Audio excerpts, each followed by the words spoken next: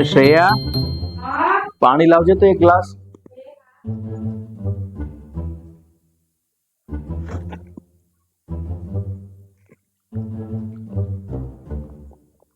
જ્યારથી તું અમારા ઘરમાં આવી છો ને ત્યારથી અમારું ઘર સ્વર્ગ જેવું બની ગયું છે, સ્વર્ગ જેવું.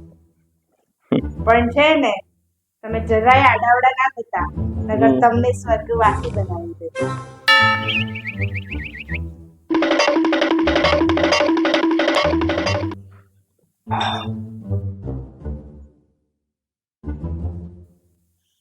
અરે તમને ના નથી પાડી, તમે લગ્નમાં આવો તો જેકેટ પહેરી ના આવતા. તો તને હું ને એમ તને એમ સલમાન ખાન ની જેમ ઉગાડી લે આવું એમ લાગતું હતું?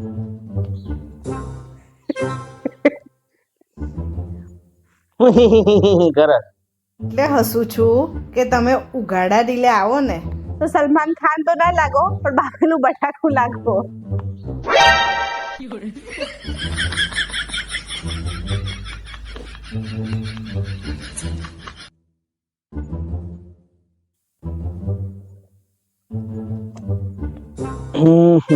કોણ હતું?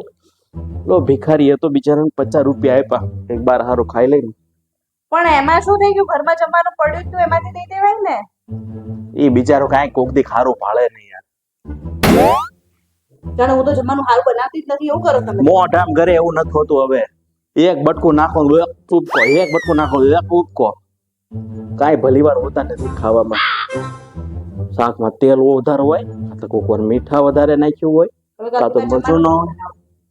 બનાવતી નહીં, હું 50 રૂપિયા બોલાને જેમ બહાર ખાઈ આવી છું.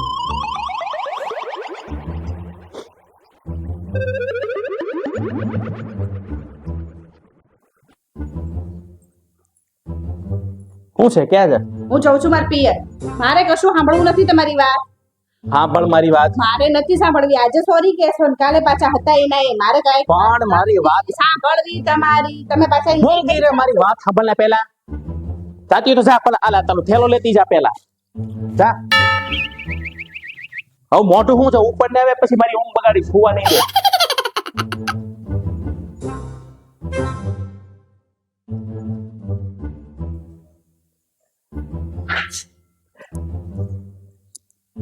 એ શ્રેયા બેટા, હા તને શરદી થઈ જશે, તાવ આવી જશે, દવા ખાઈ લે ને તો તને આરામ મળી જાય.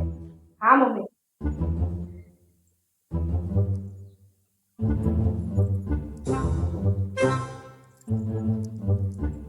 એ બેટા શ્રેયા, આ મોજા પહેર લે, હા મમ્મી. મોજા પહેર લે.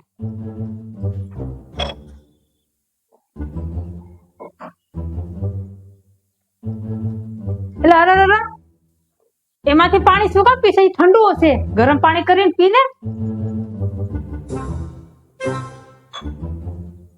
તમને શું લાગે છે કે મારા સાસુમાં બહુ કેરિંગ છે? એમને ચિંતા છે કે જો હું માંદી પડી જઈશ તો આખા ઘરનું કામ એમની માથે આવી જશે, એટલે આ બધું છે. એ ભગવાન, આ માંદી પડી જશે ને તો મારી રીલ બની જશે.